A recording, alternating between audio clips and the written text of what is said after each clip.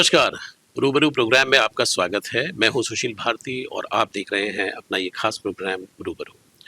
जी हाँ, इस प्रोग्राम में हम आपकी मुलाकात किसी न किसी एक खास मेहमान से कराते हैं। आज हमारे स्टूडियो में मौजूद है नीलम वर्मा जी, जो कि फिजिशियन कार्डियोलॉजिस्ट हैं और एक बहुत ही बेहतरीन लेखिका हैं। आइए स्वागत करते हैं नीलम वर्मा जी का। नीलम जी, आपका बहुत बहुत स्वागत है। नमस्कार। जी। नीलम जी, पहला मेरा जो प्रश्न है वो आपसे ये है कि कहाँ डॉक्टर, कहाँ फिजिशियन कार्डियोलॉजिस्ट और कहाँ साहित्य का शौक, तो ये कहाँ से आपको लगा और किस तरीके से आपने इसकी शुरुआत की? जी, ये जो प्रश्न अक्सर मुझसे पूछा जाता है जी। और अ, जीवन में कुछ चीज़ें होती हैं जो हम करते हैं, कुछ होती हैं जो हो जाती हैं।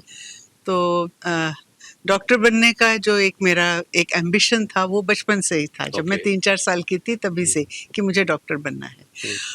और इसीलिए मेरा पढ़ाई मैं बहुत मन लगा के करती थी और हमेशा ये रहता था कि मैं कहीं क्लास में सेकंड ना आ जाऊं, मुझे फर्स्ट ही आना है, क्योंकि मुझे लगता था जो बच्चे फर्स्ट आते हैं वो डॉक्टर बनते हैं। तो जब हम 5th क्लास में आए तो हमारी हिंदी की मैम ने हमको एक होमवर्क दिया कि कविता लिख कर लाइए। अच्छा, ओके। तो मैंने मन में सोचा कौन इसमें अपना टाइम वेस्ट करे। तो मैं को ऑल इंडिया रेडियो पे बच्चों के प्रोग्राम में कुछ आता था वो मैं सुनती थी।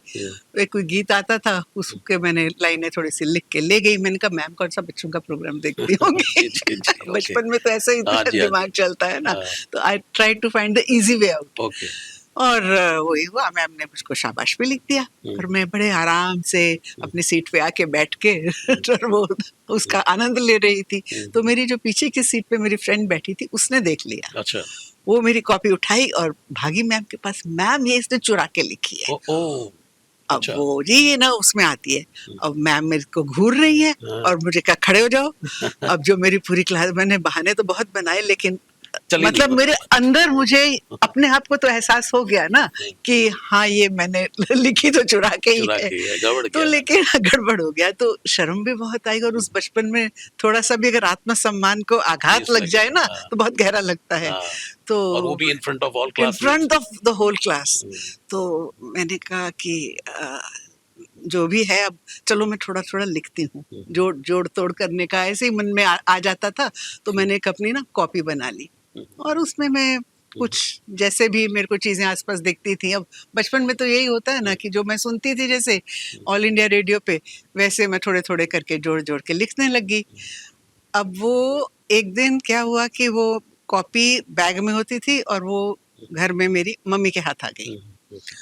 वो तो भौचक ही रह गई। अच्छा। कि मैं इनको पढ़ने के लिए भेजती हूँ। उनके हिसाब से जो कविता शायरी ये सब करता है ना वो निखत हो जाता है। कहते तू क्या बनेगी, तो कुछ नहीं बन सकती। उन्होंने मेरी कॉपी उठाई और फाड़ वाड़ के सड़क पे फेंक दी, निकाल के खिड़की से। और जो मेरी अच्छी तरह से पिटाई हुई वो अलग।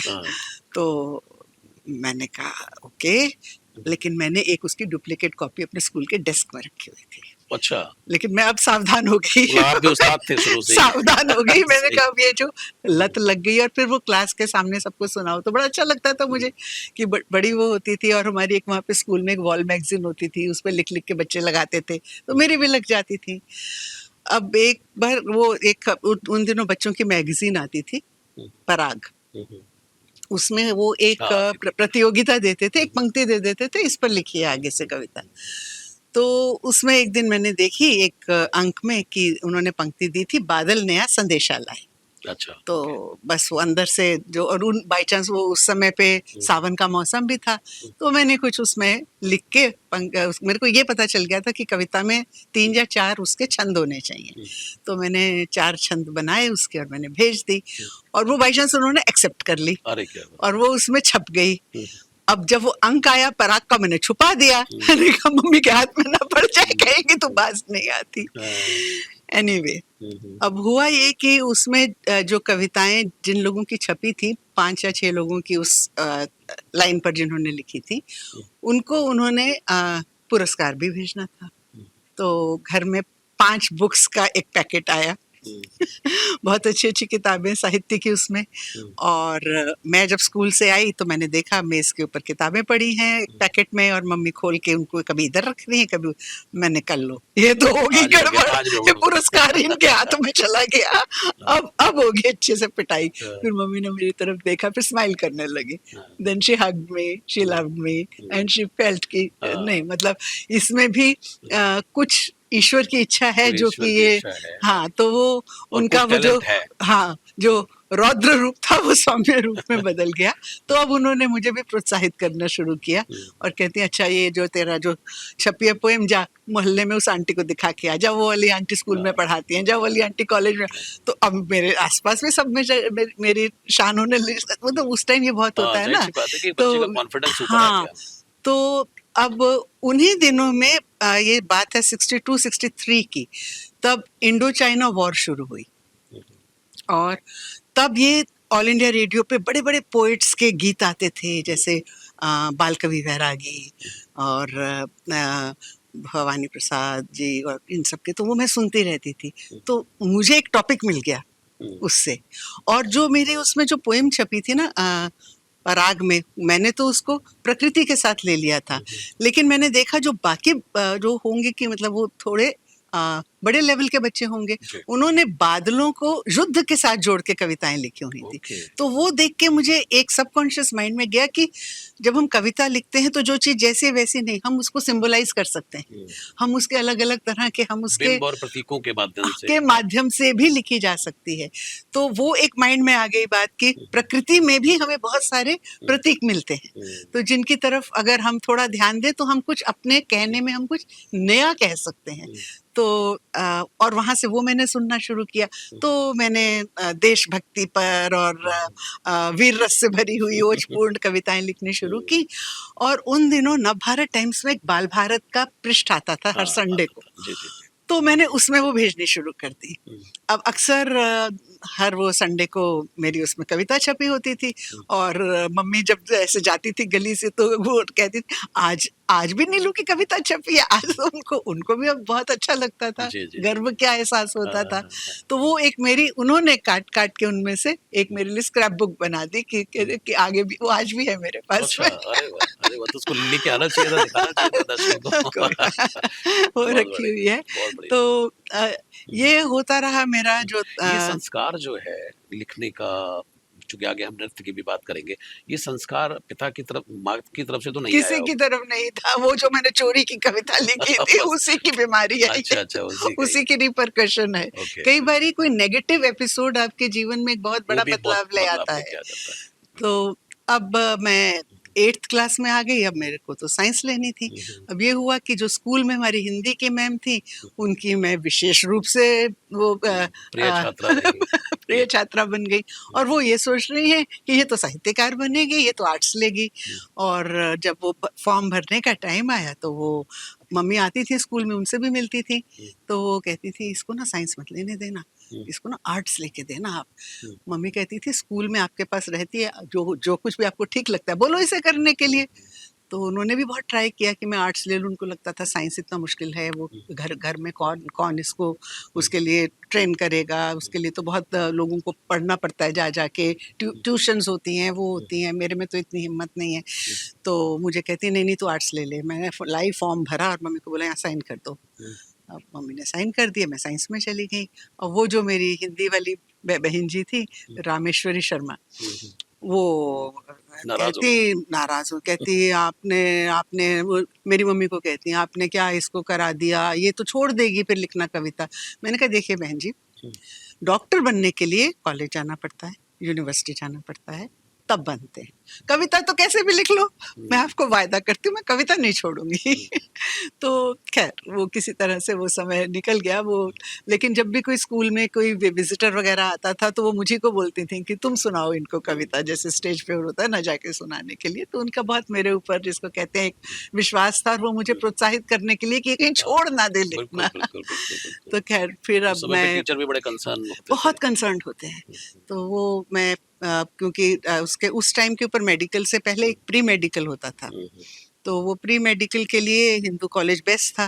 तो वो कंपटीशन था कि हमें तो जो हमारे 8-10 जो गर्ल्स का बैच था कि हमें हिंदू में ही जाना है, तो हम लोगों ने बहुत लगन से करी और हम सब लोग हिंदू में पहुंच गए। अब वहाँ पहुंचे जब, तो वो थोड़ा एक अलग तरह का एटीट्यूड, सारा वहाँ का माहौल। तो मैंने सोचा कि अब मेरे ख्याल से कविताओं को पॉज दे देना चाहिए। अब थोड़ा सीरियस अब नोट पे क्योंकि शुरू होना सीरियस, और क्योंकि ये था कैरियर का सवाल था, और अगर आपको वहाँ से आप मेडिकल में नहीं घुस पाए तो आपको बीएससी फर्स्ट ईयर शुरू करनी पड़ेगी, तो आपका 1 साल वेस्ट हो जाएगा। तो मैंने कहा नहीं, अभी मैं इसको वेटिंग लिस्ट में डाल देती हूँ, let me focus upon my science and physics and chemistry and bio and all that stuff. तो एक दिन मैंने कॉलेज के नोटिस बोर्ड पे देखा, कविता प्रतियोगिता के इस तारीख को इस हॉल में होगी, और जो छात्र छात्राएं इसमें पार्टिसिपेट करना चाहें वे मुझे मिले। नीचे नाम लिखा हुआ था, Harish Naval, MA second year. अच्छा, ओके। मैं हरीश नवल कहाँ है ढूंढ रही हूँ। अब आज तो अच्छा। डॉक्टर हरीश नवल है, तब तो वहाँ तो पे छात्र ही बस रहे थे वो। छात्र थे, तो ढूंढते ढूंढते मिल गए वो। मैंने कहा जी मैं भी सुनाऊंगी कविता। तो कहते अच्छा, उन्होंने मेरा नाम नोट कर लिया। अब ये था कि उतने टाइम में, ये जो बीच में जब मैं साइंस और मेडिकल का कर रही थी, कविता के क्षेत्र में एक बहुत बड़ी रिवॉल्यूशन हो गई थी। गीतों से और उससे हटके मुक्त छंद, नई कविता का बहुत वो उसका जो नए जो आ रहे थे स्टूडेंट्स, और वो सब उसी टाइप से लिखती थी नई कविता के फॉर्म में, जो कि छंदबद्ध नहीं होती थी। मेरे अंदाज में वही वो पुराना वाला वो था जो फॉर्मेट बैठा हुआ था। तो मैंने जब उनकी सुनी तो मैंने कहा ऐसे भी कविता होती है, क्योंकि मुझे तो पता नहीं था कि नई कविता कैसे होती है। तो खैर मुझे वो प्रोत्साहन पुरस्कार कभी मिल गया, कभी कुछ। और हरीश नवल जी मुझे हर प्रतियोगिता के पहले, उनको लगता था प्री मेडिकल की एक स्टूडेंट आई है जो कविता लिखती है, कहीं भाग ना जाए, कहीं भाग ना जाए। तो वो मुझे जब भी होना होता था तो मुझे स्पेशली, अरे तुम्हारा नाम नहीं आया इस बार।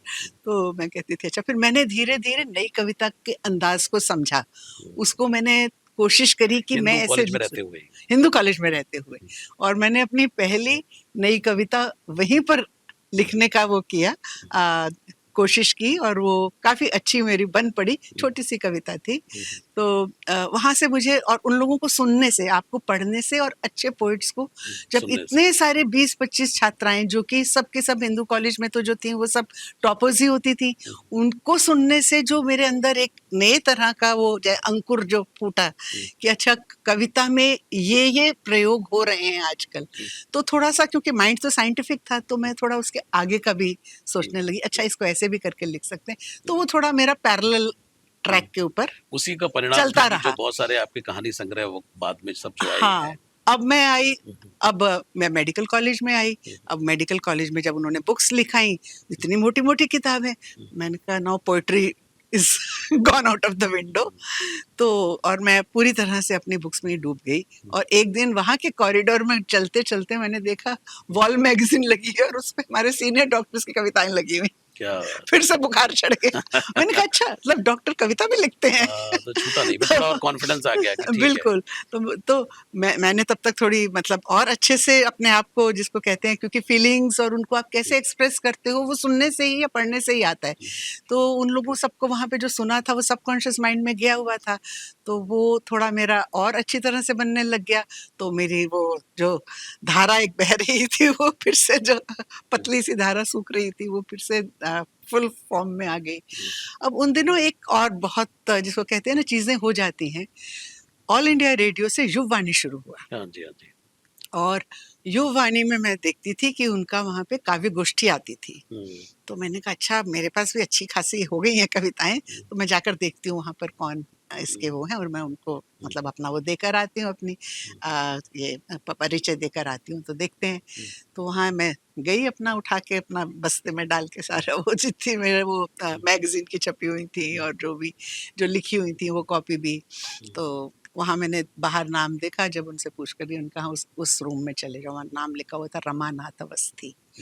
एक बार तो जैसे होता है ना कि सेलिब्रिटी एकदम सामने आ जाएगी, और उनके मैंने इतने गीत सुने हुए थे ऑल इंडिया रेडियो पे, एक बार तो मैं डर गई। मैंने कहा इनके सामने मैं अपनी कविताएं कैसे खोलूंगी, मैं दिखाऊंगी कैसे, और उनको तो खैर मैंने कहा अब जब आई हूँ तो इंट्रोडक्शन अपना देने में क्या हर्ज है, तो उनको मैंने दिखाई, तो उनके सामने रखी, उन्होंने ऐसे ऐसे पेज पलटे, कहते कौन से कॉलेज से हो, तो मैंने कहा जी मौलाना आज़ाद।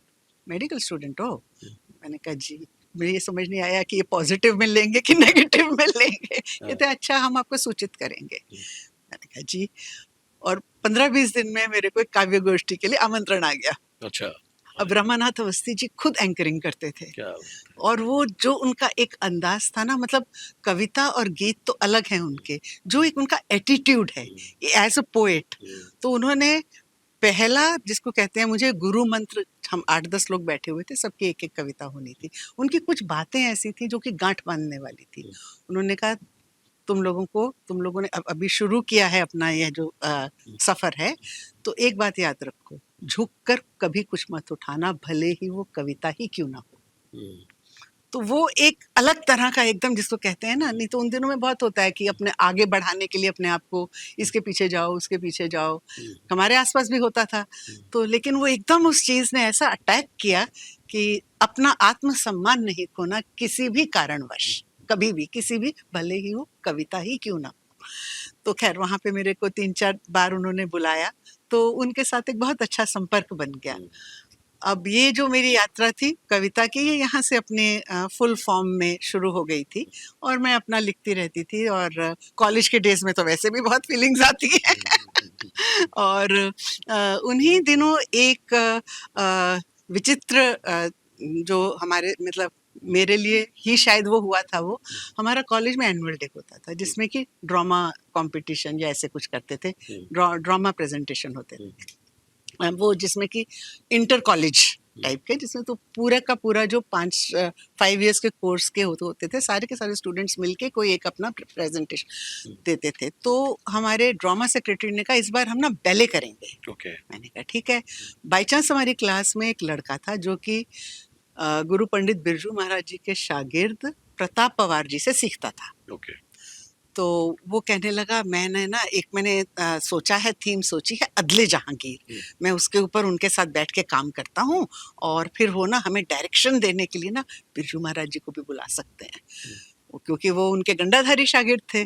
तो मैंने कहा, और मुझे बड़ा शौक था कॉलेज में कोई भी एक्स्ट्रा कैरिकुलर एक्टिविटी हो, डिबेट हो, कुछ भी हो, तो उसमें जाना है ना। तो वो मैंने कहा अच्छा, अब डांस तो आता नहीं था, मैंने कहा चलो कोई बात नहीं, ज़्यादा से ज़्यादा नहीं लेंगे टीम में।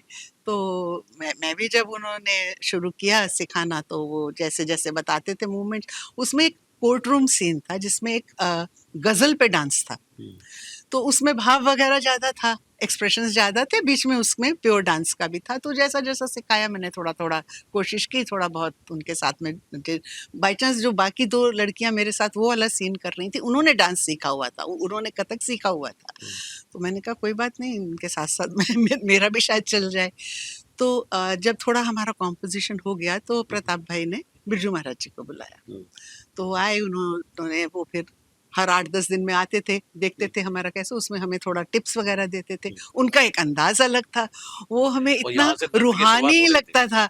हाँ, तो उन्होंने मुझे कहा एक दिन, नीलम तुम कभी डांस सीख लेना।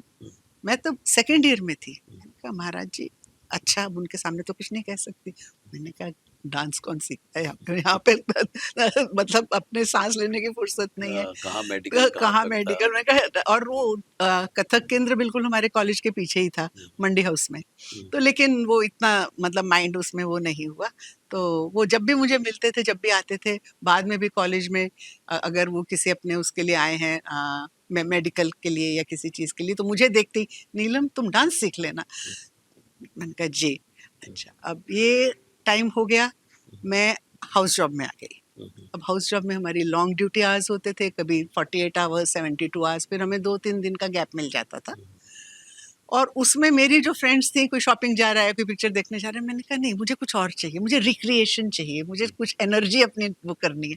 तो एकदम ध्यान आया, महाराज जी ने कहा था डांस सीख लेना, मंडे हाउस भी चाहिए। तो जिन दिनों में ऑफ होता था, मैं उनके पास गई, मैंने कहा महाराज जी आपने कहा था डांस सीख लेना, मैंने कहा पता नहीं इनको याद भी है कि नहीं। तो उन्होंने कहा हाँ हाँ आओ तुम, मैं तुम्हें, तो उन्होंने मुझे एक दो टुकड़े जो हैं, क्योंकि उनको उन्होंने मुझे ताल में बिठाना सिखाया कि मैथमेटिकली वो कैसे ताल में बैठते हैं, सम कैसे होता है, खाली कैसे होता है, 16 मात्रा कैसे बनती हैं। अब वो तो मुझे सिखा रहे हैं टुकड़े के ऊपर 16 मात्रा, मेरा दिमाग चल रहा है पोइट्री पे। मैंने कहा यानी जो मैं कविता लिखती आ रही हूँ वो 16 मात्रा में लिख रही थी, वो 3 ताल में थी। मतलब मेरा सबकॉन्शियस माइंड अलग लेवल पे सोच रहा है। मैंने कहा इसका मतलब जो बड़े बड़े पोइट्स लिखते हैं वो ताल में लिखते हैं। वहां से मुझे, मैंने कहा अरे फिर तो उनकी पोइट्री के ऊपर डांस भी किया जा सकता है। तो फिर खैर वो वहाँ से जब मैंने सीखना शुरू किया फिर उनसे, तो मेरे मन में ये रहता था कि कभी मैं ना, क्योंकि मुझे पोइट्री पढ़ने का बहुत शौक था, मैंने महादेवी वर्मा की बहुत किताबें पढ़ी हुई थी, उनकी दीप शिखा और वो, और मैं जब मुझे डांस नहीं भी आता था मैं तब भी कल्पना करती थी कि इसके ऊपर कैसे डांस किया जा सकता है। और महर्षि शरणगुप्त जी का साकेत मुझे बहुत अच्छा लगता था, जबकि वो मेरे कोई कोर्स में नहीं था, मगर ऐसे ही मुझे पोइट्री का, जयशंकर प्रसाद जी की कामायनी, ये सब मेरा मुझे पढ़ने का शौक था। और क्योंकि जो मैंने उसमें डांस किया था गजल पे किया था, मुझे पता तो था नहीं कि गजल का क्या उसका फॉर्मेट होता है, लेकिन मुझे शायरी पढ़ने का शौक हो गया। और वो जब हम सब लोग कॉलेज के स्टूडेंट्स बैठते थे, एक जैसे मतलब वो किसी का बर्थडे है कुछ है, तो उसमें बाद में सब लोग अपना कुछ ना कुछ सुनाते हैं, तो मैं हर एक के शेर के जवाब में मेरे पास में एक शेर होता था किसी ना किसी राइटर का, मुझे पता नहीं था राइटर कौन है, तो मैं उसमें जोड़ देती थी। और कभी नहीं मेरे से बनता था कोई, तो मैं अपने मन से कुछ आसपास का वो शायरी होती नहीं थी, लेकिन उनके लिए वो शायरी होती थी क्योंकि हमें उसका वो थोड़ा आइडिया सुना दिया। हाँ हाँ हाँ, तो वो एक माइंड ना एक्सटेम्पोर काम करना लग गया था। तो अब मैंने ये सोचा कि ये जो है इन सब कॉम्पोजिशंस को लेके ना कुछ स्टेज में प्रेजेंटेशन किया जाए। तो उन्हीं दिनों फिर after I finished my MBBS and then my MD, तो मेरी उसके बाद में शादी हो गई, मैंने प्रैक्टिस शुरू कर दी। तो अब टाइम नहीं मिलता था, लेकिन मैं जो मैंने सारी पोइट्री पढ़ी थी ना उनमें से मैंने स्क्रिप्ट्स बनानी शुरू कर दी बैठे बैठे। मैंने कहा कुछ और तो नहीं कर सकती, कभी अगर कॉम्पोजिशन करने का मौका मिला तो मैं ये स्क्रिप्ट उसमें से मैंने सोच सोच के कि कौन सी कविता किसके साथ जुड़ सकती है, कैसे निकल सकती है। तो मैंने महादेवी वर्मा जी की बहुत सारी कविताएं पढ़ के उनमें से 12 पोएम्स का एक मैंने सीक्वेंस बना लिया, वसंतिका नाम से करके उसको। तो कैसे उनका एक से एक जो पोइट्री में नायिका भाव थोड़ा क्योंकि सीख लिया था डांस में, तो वो एक डांस का जो उसका जो ग्रामर है उसे मैं पोइट्री और साहित्य के ग्रामर के साथ में मेरे को ज्वाइन करने की समझ आ गई थी। और महाराज जी ने उन दिनों में वो बैले बहुत बनाते थे, तो वो उन्होंने एक उनका बैले आ रहा था कुमार संभव, उसमें उन्होंने मुझे भी एक रोल दे दिया। तो मैं वहां पे जब बैठ के देख रही होती थी तो मैं ये देखती थी कि बैले स्टेज तक पहुंचता कैसे है। तब सर्वेश्वर दयाल सक्सेना जी वहाँ पर उनके वो थे, तो वो वहाँ से स्क्रिप्ट लिख के रोज उसका एक पेज आता था।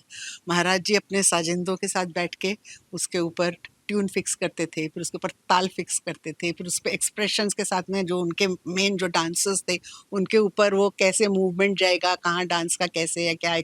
तो मैं वो देख रही थी कि ये प्रोसेस क्या होता है कि कैसे लिखा हुआ शब्द जो है वो स्टेज के ऊपर मंचित किया जाता है। तो वो सीधा जिसको कहते हैं ना from the master of the art, उन्होंने मुझे सिखाया नहीं लेकिन मैंने वो देखते देखते सीख लिया बाय ऑब्जर्वेशन। तो और महाराज जी में एक और बहुत ये तो इस तरफ चल रहा था। इसके साथ ही एक चीज और जो मुझे एज अ डॉक्टर बहुत इम्प्रेसिव लगी कि महाराज जी जब कोई भी मूवमेंट हमें करके खुद वो करके सिखाते थे, छोटी सी मूवमेंट की बारीकी, तो वो मूवमेंट के साथ में श्वास कैसे लेना है, अपनी स्पाइन कैसे कितनी मूव करनी है, वो छोटी छोटी चीजें बताती थी। तब मैं उनको एज अ एनाटॉमिकल एंगल से देखती थी। मैं कह रहे अरे ये तो हमारे हेल्थ के लिए बहुत अच्छा है, इसमें अच्छा कभी होगा ना तो मैं हीलिंग के लिए मैं इसको डांस योगा बनाऊंगी। ऐसे अपने माइंड में ख्वाब आते रहते थे। तो मैं कहती थी अगर इस तरह से अगर लोग मूवमेंट के साथ में अगर ब्रेथ को जोड़ दें तो हम एक प्राणायाम से भी आगे वाली स्टेज पे चले जाएंगे। फिर मुझे बाद में पता चला कि एक्चुअली मूवमेंट मेडिटेशन में फ्लोइंग बॉडी मूवमेंट्स जो कि डांस है को हम ब्रेथ के साथ में कंट्रोल करते हैं। तो वो उसका एक सबकॉन्शियस एक आइडिया बैठा हुआ था। तो अब जब वो बीच में टाइम मिला, एक तरफ तो मैं साहित्य की अपनी स्क्रिप्टें बना रही थी, उधर से मैं ये सोच रही थी कि कभी अगर मौका मिला तो मैं क्या क्या मूवमेंट्स के साथ में योगा के क्या क्या पार्ट्स लिए जा सकते हैं, अष्टांग योग में से उसमें म्यूजिक थेरेपी शायद होती हो, डांस थेरेपी भी शायद होती हो, मुझे तो आइडियाज आते रहते थे। अब एक दिन मौका ऐसा मिल गया कि मेरा मन में आया कि ना कुछ स्टेज पे कुछ किया जाए कॉम्पोजिशन। महाराज जी को मैं गुरु पूर्णिमा के दिन में हमेशा मिलने जाती थी। Okay. वो मुझे कहते थे तो फिर उनका मतलब होता था कुछ आगे किया। मैंने कहा जी वो मेरी बिटिया हुई थी तो मैं उसको ले गई थी एक बार साथ में, वो अभी 5-6 महीने की। अब ये तुम्हें नाच नचाएगी।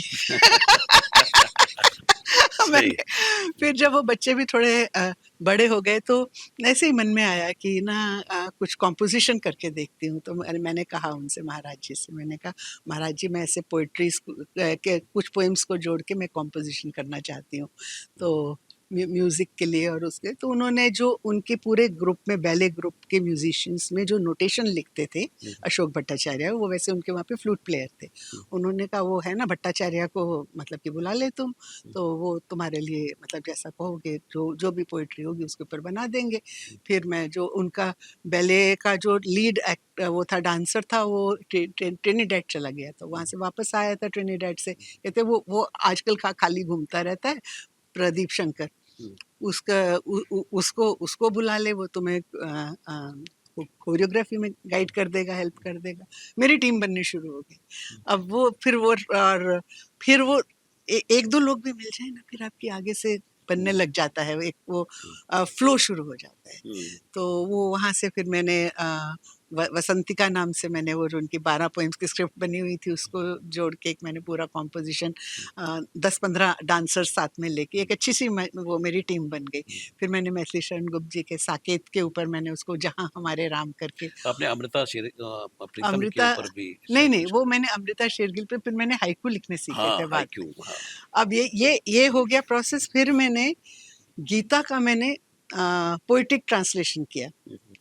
वो ट्रांसलेशन भी मैंने इसलिए किया कि मैंने कहीं किसी किताब में गीता का चैप्टर 2 का 2-2 लाइन के हिंदी में ट्रांसलेशन पढ़े। नहीं तो मैं कुछ इतना वो उसका वो नहीं था मेरे पास में कि मैं बहुत उसमें आध्यात्मिक में जाऊं।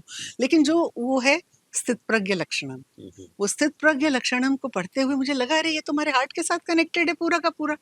क्योंकि वो उस समय अर्जुन जब उसमें पूरे उसमें था, बेसिकली अब 3 धाराएं हो तो गई, एक वो तरफ कविता, हाँ, एक तो तरफ वो डॉक्टरी, एक तरफ वो। स्थित प्रज्ञ लक्षणम को ट्रांसलेट करते करते हिंदी पोएट्री में मैंने कहा चलो देखो पूरी गीता में क्या लिखा है।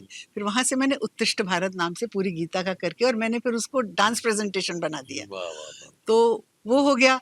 अब मुझे लगा बहुत लिख लिया बस, अब मेरे को और नहीं लिखना, जो मेरा लक्ष्य लिखने का था वो पूरा हो गया। अब एक बार वो मैंने कहा चलो अपने घर में एक वो छोटा सा गेट टुगेदर करते हैं। तो वो जो मेरे प्रताप भाई थे उनकी डॉटर आसावरी, वो आजकल बहुत अच्छी डांसर है, उसने दिनेश नंदिनी डालमिया जी की एक पोएम के ऊपर उसने प्रेजेंटेशन दिया था। तो मैंने कहा कुछ ऐसा करते हैं जिसमें कुछ पोइट्स भी हो, कुछ म्यूजिक भी हो, कुछ डांस भी हो। तो मैंने उसको कहा, मैंने कहा कि तुम आना, तुम इसमें यहाँ पे वो वाला कर देना। कहती मैं दीदी को बुला लूँ? मैंने कहा बिल्कुल बुला लो। तो मैंने जो हमारे घर में एक वो छोटा सा ऑडिटोरियम बनाया था मैंने, तो उसमें मैंने भी बिरजू महाराज जी को भी बुलाया, दिनेश नंदिनी दीदी को भी बुलाया, और बड़े अच्छे अच्छे राइटर्स जो उस टाइम के पोएट्स थे सारे, पंकज बेस्ट, जगदीश चतुर्वेदी, ये सबका एक छोटा सा 25-30 लोगों का गैदरिंग, और उसमें हमने ये सारा का सारा प्रेजेंटेशन किया। वहाँ से दिनेश नंदिनी दीदी के साथ मेरा लिंक हो गया। उनकी संस्था चलती थी रिचा, उन्होंने कहा तुम उसमें ज्वाइन कर लो। मैंने कहा I was very happy to meet him. वहाँ मेरी री इंट्रोडक्शन हुई डॉक्टर हरीश नवल से। उनको मैंने अपनी जिनका फिर उत्तिष्ठ आपने भारत दी, फिर उनका जो उत्तिष्ठ भारत दी। तो कहते महाभारत युद्ध के बाद क्या हुआ था? मैंने कहा उसके बाद में महाविध्वंस हुआ था। कहते लेकिन लक्ष्य तो धर्म संस्थापना था, वो कैसे हुआ? मैंने कहा सवाल तो सही है, मगर 3-4 साल निकल गए उनके सवाल पूछे। एकदम मेरे माइंड में ये ख्याल आया कि वो जो पुनर्स्थापना जो आज के लिए रेलेवेंट है वो होगी राधा के थ्रू। तो इसका मतलब राधा और कृष्ण को युद्ध के बाद मिलना पड़ेगा, और मेरे अंतरंगिनी का वहां पे प्रादुर्भाव हुआ। और वहां से फिर फिर मुझे लगा नहीं अभी तो मुझे बहुत कुछ कहना है। तो अंतरंगिनी से जो है वहां से मैंने एक नई आयाम मैंने मेरे सामने आया, उसको मैंने खंड काव्य के रूप में मैंने उसे प्रेजेंट किया। उन्हीं के डॉक्टर हरीश नवल के घर में घर गोष्ठी होती थी जिसमें कुछ पोएट्स आते थे, उनमें से एक हाइकू लिखते थे, रूपचंद जी। उनसे मैंने हाइकू की विधा जब मैंने समझी, तो फिर मैंने हाइकू के बारे में थोड़ा-सा मैंने पढ़ा इंटरनेट पे, तो मुझे समझ आई कि इसमें प्रकृति होनी चाहिए, इसमें आश्चर्य होना चाहिए, जो उसमें 17 मात्रा का जो वो होता है अक्षर, वो तो एक उसका मैथमेटिक्स है, 5-7-5 का, लेकिन उसके अंदर भाव कैसे होने चाहिए। तो मैंने जैपनीज़ हाइकू के कुछ ट्रांसलेशंस पढ़े, तो मुझे एक उसका कुछ आइडियाज़ ऐसे दिमाग में आए जिससे कि जब तक आपकी उन 3 लाइनों में कोई आश्चर्य ना हो, कोई भावनात्मक ऐसा कोई आपको, या तो कोई एक बहुत शॉकिंग कुछ लगे, या आपको एकदम जो आपको आश्चर्यचकित कर दे, या आपको एक इंटेंस जॉय दे दे, ऐसा कुछ उन 3 लाइनों में आना चाहिए। तो ये सोचते हुए फिर मैंने हाइकू लिखने शुरू कर दिए, और वहाँ फिर एक बार मैंने अमृता शेरगिल की पेंटिंग्स को जब मैंने देखा, मेरे को वो किसी ने उसकी वो फ़िल्म भेज दी, उन्होंने उसके ऊपर फ़िल्म बनाई थी। एमएस आज़ाद जी ने, जो कि दूरदर्शन में दिखाई गई थी। उन्होंने मेरी पोएट्री देखी फ़ेसबुक पे, तो कहते अच्छा तू ये भी देख ज़रा, ये मेरी फ़िल्म है। अमृता शेरगिल की वो फ़िल्म, उसकी वो डॉक्यूमेंट्री देखते-देखते मैंने उसके ऊपर 5-6 हाइकू लिख दिए और उनको मैंने भेज दिए। कहते ये तो तूने बहुत अच्छा लिखा है नीलम, आगे और लिख, मैं तेरे को और उसकी बुक्स भेजता हूँ। उन्होंने मेरे को 5-6 अमृता शेरगिल पे बुक्स भेज दी। अब मेरा जो शुरू हुआ वो हाइकू का सिलसिला, उसकी मैंने 10 पोएम्स उनकी ले ली, कुछ हाइकू उनके ऊपर ले ली, कुछ उनके 10 वो पेंटिंग्स ले ली, और सबके ऊपर मैंने 8-8 10-10 हाइकू लिखने, कुछ मैंने उसके जो कैरेक्टराइजेशन पे लिखे। तो वो मेरी अमृता शेरगिल पेंटिंग में कविता हाइकू, ये एक मेरा पूरा अंक आ गया। तो इस तरह मुझे विविध प्रकार के आयाम मिल गए, और अब इस सब में जो अभी एक सोपान अभी जो बाकी था, जो मैंने गज़ल और शायरी का जो एक था बीच के अंदर, जो कि मैंने कहा ये मेरे बस की बात नहीं है, उसको मैंने छोड़ दिया था। तो मेरी जो फ़ेसबुक पे पोएम्स देख के एक बहुत बड़े शायर थे, अभी उनका इंतकाल हुआ, ज़िया अलवी जी। उनका मुझे इनबॉक्स में मैसेज आया, आप क्या गज़ल भी लिखती हैं? मैंने सीधा लिख दिया, मैं नहीं लिख सकती। कहते आप लिख सकती हैं, मैं आपको एक वो देता हूँ, मिसरा देता हूँ, आप उसके जैसा लिखिए। तो उन्होंने भेज दिया। मैंने थोड़ा-सा कोशिश करी, तो वो कहते मैं ना इसको ना गुनगुना कर, उन्होंने उसकी ट्यून भेज दी। अब यहाँ खड़ी हो गई मुसीबत, मुझे गाना आता नहीं, मैं ट्यून कैच नहीं कर पाती हूँ, मैं कोई फ़िल्मी गाना नहीं गा सकती। म्यूज़िक मेरे लिए बिल्कुल, जिसको कहते हैं ना, आउट है। तो ख़ैर मैंने फिर थोड़ी-थोड़ी कोशिश की, तो वो मैं उसकी शुरुआत हो गई, और वो इतने स्ट्रिक्ट टास्क मास्टर थे, वो मुझे सांस नहीं लेने देते थे। एक मेरी गज़ल पूरी होती थी, दूसरे दिन उनका मैसेज आता, सुबह बख़ैर डॉक्टर साहब, आपने आज कोई नया मतला नहीं बनाया। वो उन्होंने मेरे से 3 साल के अंदर 300 गज़लें लिखवा दी, बहुत बढ़िया, और अब बहुत मेरा एक वो गज़ल संग्रह आने वाला है मुद्दतों बाद, और उन्होंने कहा था कि मैं 5 बार मैं इसकी प्रूफ रीडिंग करूँगा, और आखिरी प्रूफ रीडिंग करने के बाद में उनको हार्ट अटैक आया और वो नहीं। ओए होए, ओए। लेकिन ये है कि उनका आशीर्वाद, और उन्होंने जो मुझे एक अलग से एक जो बिल्कुल जो क्लोज़ डोर, जो मुझे खोलना भी नहीं था, उन्होंने खुद मेरे लिए खोल दिया। उसके लिए मैं हमेशा उनकी शुक्रगुज़ार बहुत रहूँगी, बढ़िया, और ये मेरी यात्रा। बहुत बढ़िया, बहुत सुंदर। आपने बड़ा अच्छा, आपने एकदम से पूरा शुरू से लेके और अंत तक, और मुझे ये भी समझ में आया कि किस तरीके से कला जो है एक दूसरे के साथ कैसे संयोजित होती है और किस जी, तरीके से वो एक रूप जी, धारण जी, करती है। जी, आपका बहुत-बहुत शुक्रिया, बहुत-बहुत धन्यवाद एमएस टीवी से इस पॉडकास्ट में भाग लेने के लिए। थैंक धन्यवाद, थैंक और यू, आप सबको शुभकामनाएँ। शुभकामनाएँ। Thank you. बहुत बढ़िया। तो दर्शकों, ये थे नीलम वर्मा, फिजिशियन, कार्डियोलॉजिस्ट। आज लेकिन हमने बात की कि किस तरीके से साहित्य, लेखन, और किस तरीके से कविता, और किस तरीके से संगीत जब एकबद्ध हो जाता है तो बहुत सारी रचनाएं जो है वो जन्म लेती हैं, और उसके साथ साथ किस तरीके से उन्होंने स्वास्थ्य के ऊपर भी उस कला का इस्तेमाल किया और आज के संदर्भ में उसको प्रासंगिक बनाने की भी कोशिश की है। ये थी नीलम वर्मा। अगली बार किसी और मेहमान के साथ मैं हाजिर रहूंगा। अब लेता हूँ इजाज़त। नमस्कार।